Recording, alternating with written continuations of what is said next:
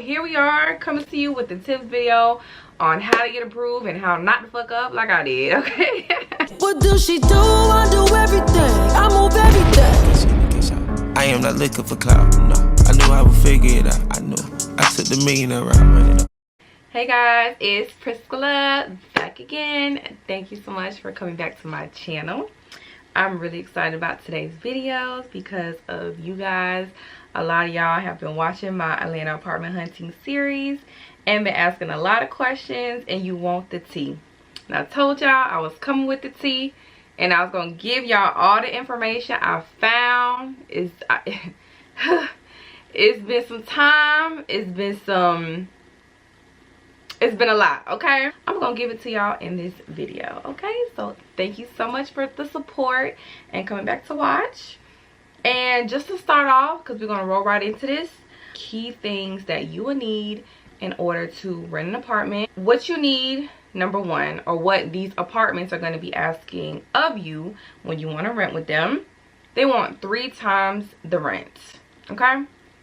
And at this time, for a lot of apartments that you'll be seeing in the series that I'm doing, most of them are high rises.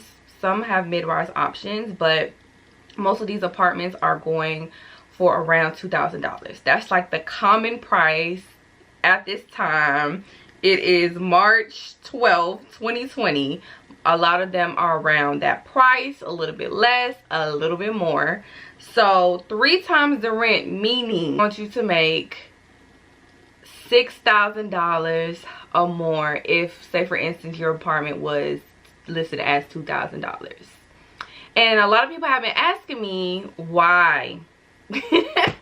And the way that they explain it to me, and the way I'm gonna break it down to y'all, if you don't already know, if it's not common sense to you, is that if your rent is $2,000 a month, they want you to be able to pay your rent, of course, and to be able to afford to live in the apartment, because most of these apartments do not include utilities, do not include the basic things that you need inside your apartment: water, light, TV if you want that, Wi-Fi, air, all these things. They're not giving that to you, okay? So you're gonna have to pay for that. So the apartment itself is listed as $2,000 plus your utilities and other monthly fees, plus groceries, gas, car note, insurance, things of that nature. They want you to be able to afford all of that and still have a little bit of money left. That's why they're requiring you to have 3 times the rent. And if we're gonna do math here, that's like $6,000 a month, okay?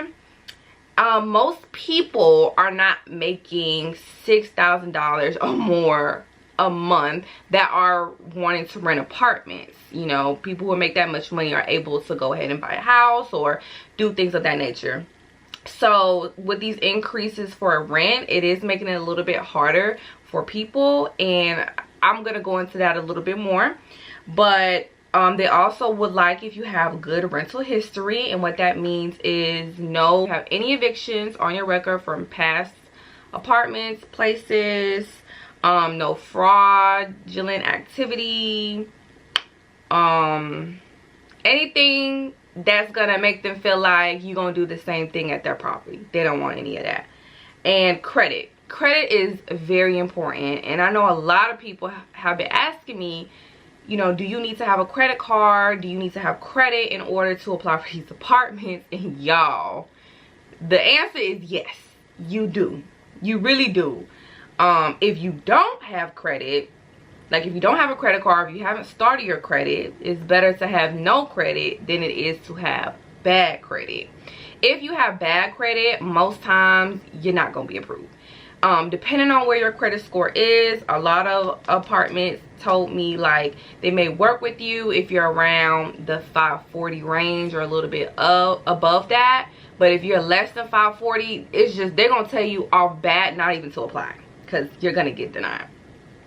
And some of these apartments will actually charge you more money a month for if they decide to accept you if you have bad credit.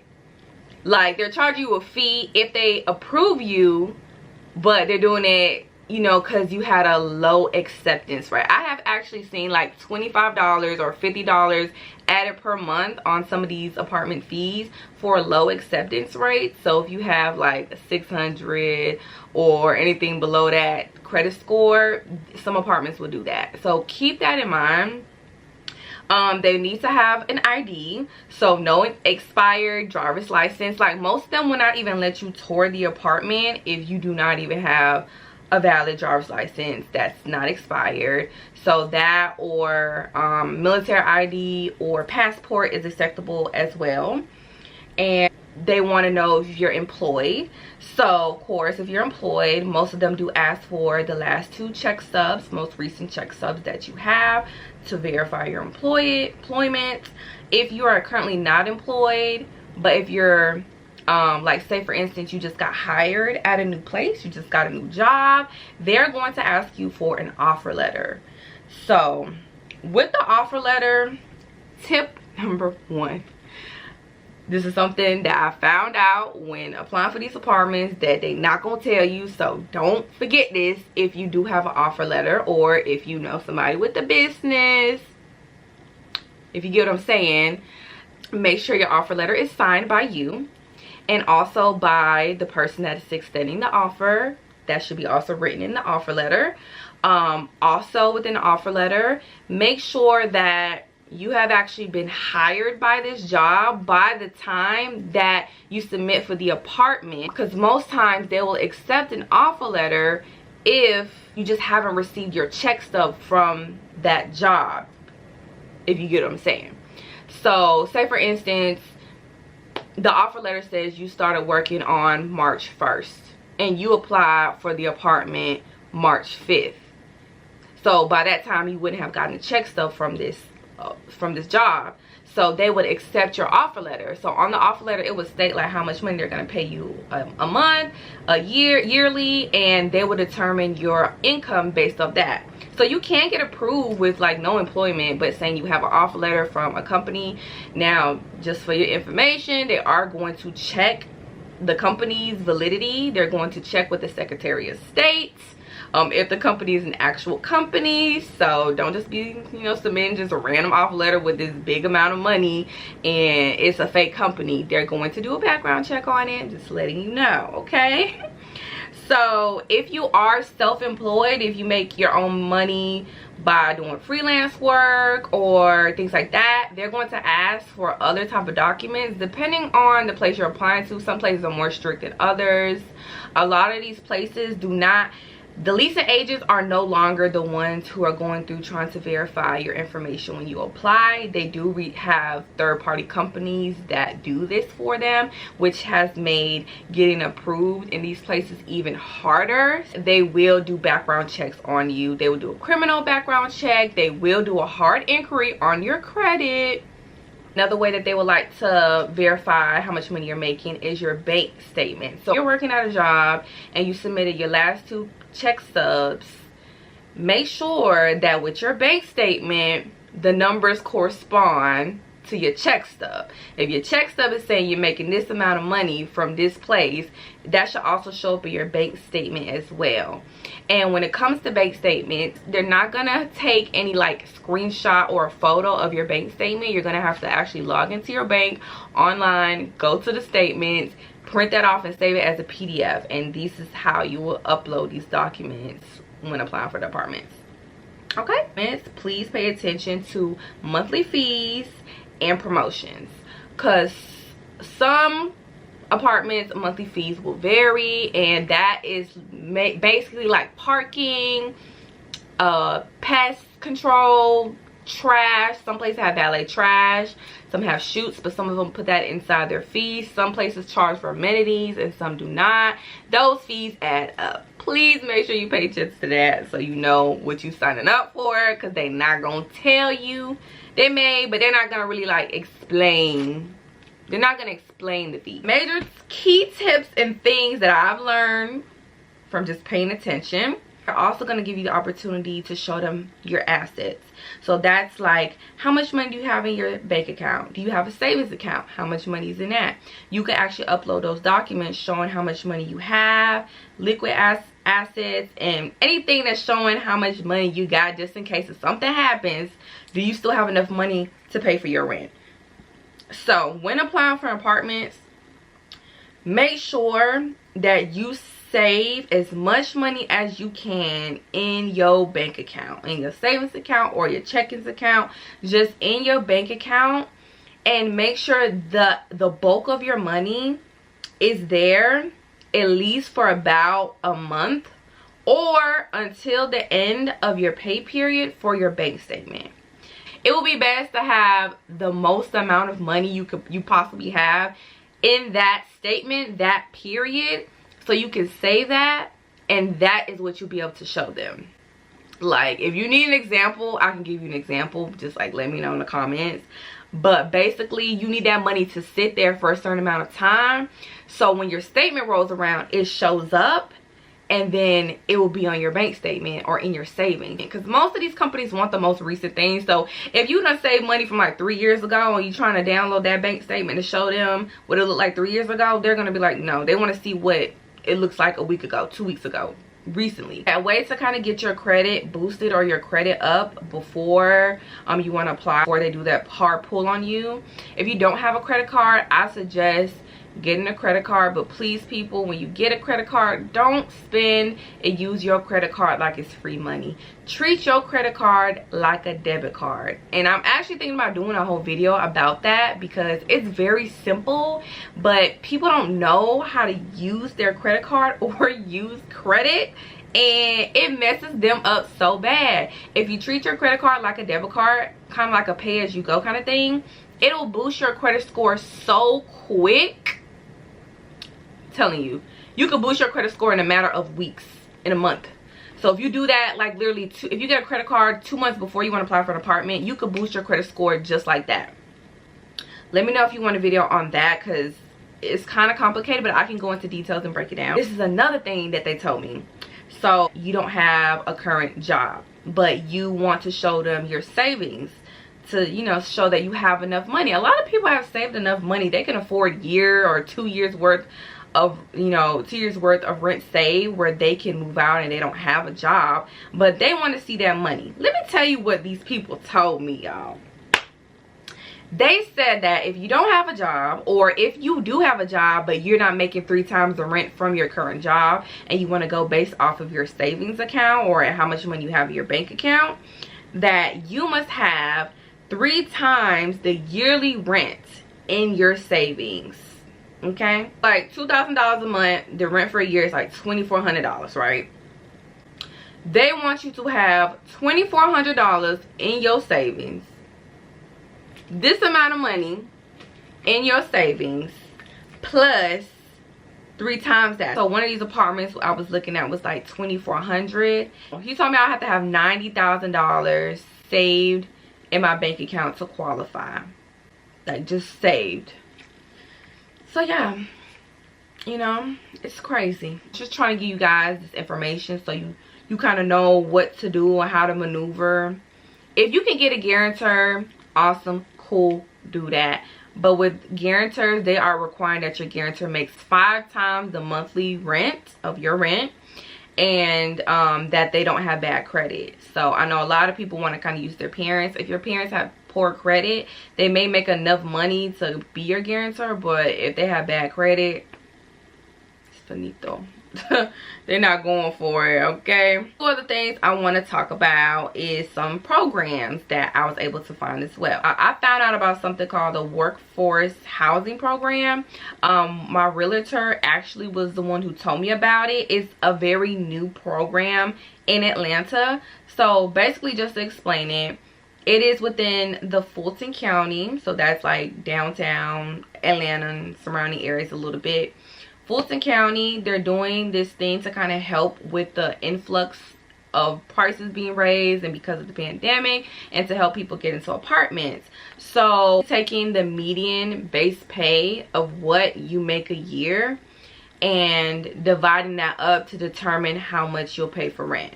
So say for instance, the apartment you want to apply for is like $2,000 and it's a 1-bedroom apartment. With Workforce Housing Program, you will only pay $1,250 for the apartment, for the same apartment. So there is an apartment, and I am going to tell you the name of it. It is called Accent Peachtree, and this is the apartment that she told me about. They're brand new high-rise apartment, everything spanking new. They have townhouse options and penthouses. I went there, I viewed it. Beautiful, gorgeous. Like, they're literally still putting the finishes up and everything. But they had 1-bedroom studios and 2 bedrooms all on their workforce housing. So there is a waiting list for things like this, and you have to get on that waiting list as soon as freaking possible. They just opened up, I think, around October, November of 2021. I went and viewed them November, when they just opened up for viewing for apartments. I went and viewed them November, and before that, it was literally the day of Thanksgiving. I told her, okay, I went and viewed it, I love it, I'm gonna go ahead and sign me up. Just sign me up for it. So my realtor got fired. She got fired, aka, long story short, she never signed me up for it.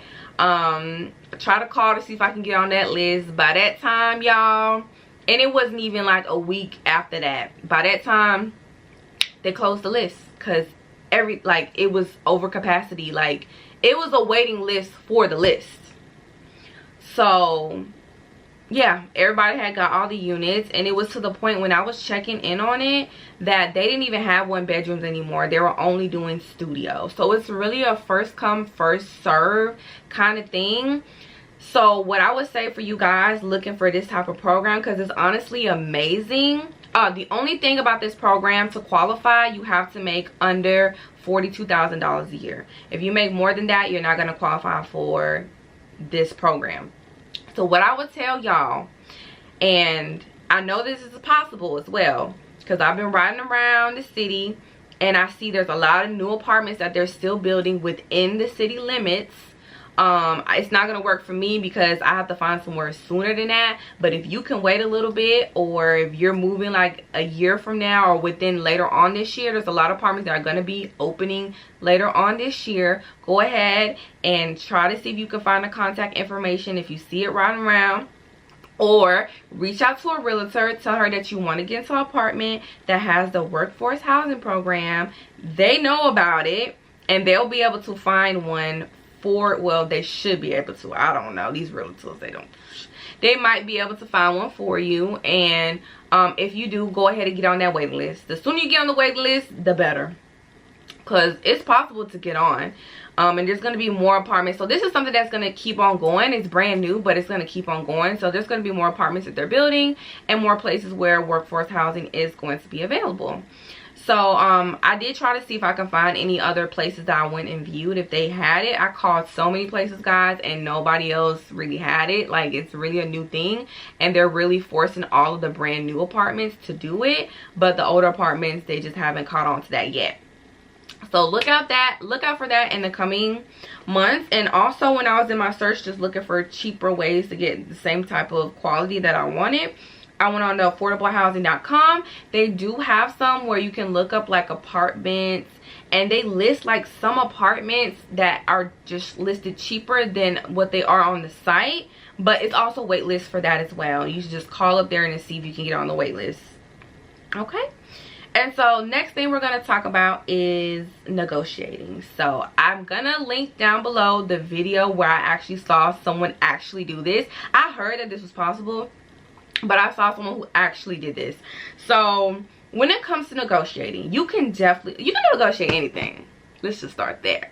But when it comes to apartments, you can 110% negotiate things. And let me tell you how to do it. This usually works with apartments that are also next to other apartments similar to them. So if there's like 3 high-rise apartments either next by each other or across the street from each other, and they all really range around similar pricing, what you can do is tell them that you know that you have a realtor who has set you up with all these different apartments.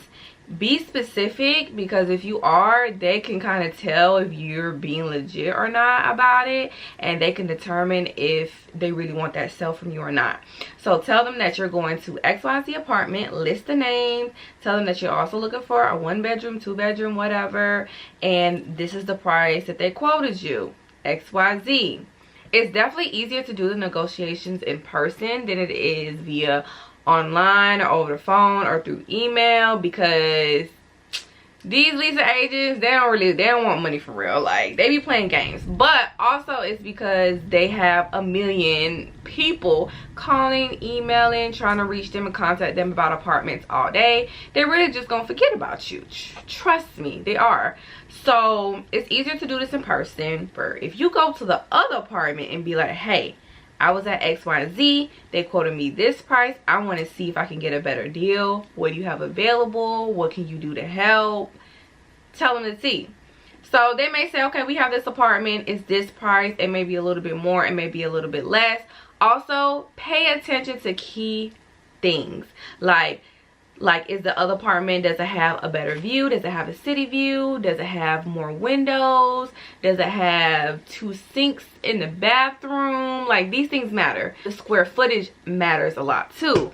You could say that this apartment, their square footage is XYZ, which could be bigger than theirs, and they're charging less than theirs. You can be like, well, why would I want to come to you guys? Like, what would you do to make my stay better? I could just go up to this other apartment. So if you tell them things like this, I'm telling you, they're gonna either try to get the rent to be cheaper for you, give you free parking, something. They're gonna try to give you something to convince you that staying over here is better. And I noticed, not only because I tried it, but it's actually happened to me without even me trying. So I went to go see like 4 apartments in one day, and I told him, one of the leasing agents, like, yeah, I'm about to go see this apartment next. I've been seeing a lot of apartments and I'm gonna be making my decision soon. He was like, listen, if you lease with me in the next 3 days, I'm not gonna charge you for parking. Parking was $50 at that place, which is a very common parking for most apartments. He said, I'm not gonna charge you for parking if you stay with us. Free parking. I'll also get you free Wi-Fi. I'll waive your Wi-Fi free. I'll waive your application fee. Like, they will definitely do that for you if they can. And you could be like, instead of saying, okay, I don't want free Wi-Fi, or I don't want free this, I want the rent to be a little bit cheaper. If they really want your sale, they will knock that money down. But it's way easier to do this if you're actually at the apartment. You can still try the same type of thing in writing online, and what you can do to kind of solidify that is show them the quote for the other apartment and say, hey, if you guys can't do better than this, then this is the apartment I'd rather go with, especially because square footage is more, or even if the square footage is less, if I'm getting a cheaper price, that's enough to make them be like, okay, we're not going to get beat out by price. Also, get your realtor to be the middleman. Honestly, if you have a good realtor, having them do the application and speak with the apartments directly is 1,000 times better than trying to do it by yourself. But they have access to the apartment or to the property directly. And since you're having issues with getting approved or verifying income or XYZ, if you have that realtor, they will be the middleman and they will get it solved for you. Because first of all, the realtor wants their money. So if you sign and you get approved by this apartment, the realtor gonna do everything in their power to get that money. That's the difference between realtors and apartment locators, because apartment locators do not go to the apartments with you. They just help you find apartments in different areas and they get money off of that. But an actual realtor is going to be speaking with the apartment. They're going to have access to your application and what's going on. And if you have any issues, they're going to be the middleman to actually help you get into the apartment. And they can actually help negotiate as well. This is a lot of the information I was able to gather when it comes to these apartments and looking for them. So if you have any more questions, you want me to go into detail about anything else when it comes to payments, or if things just weren't clear, please comment down below. I do check my comments. I do try to respond back to everybody that comments. I really do appreciate the love. Please subscribe, because we still have more videos coming within the series. We are doing downtown apartments next, and then we will have 2 parts for Midtown, and we'll be done with the Atlanta apartment hunting series. And then when I finally find mine and get approved, I'll be doing a lot of apartment content and a lot of moving to Atlanta content, so just stay tuned for that, guys. But again, thanks so much for watching, and Priscilla is out.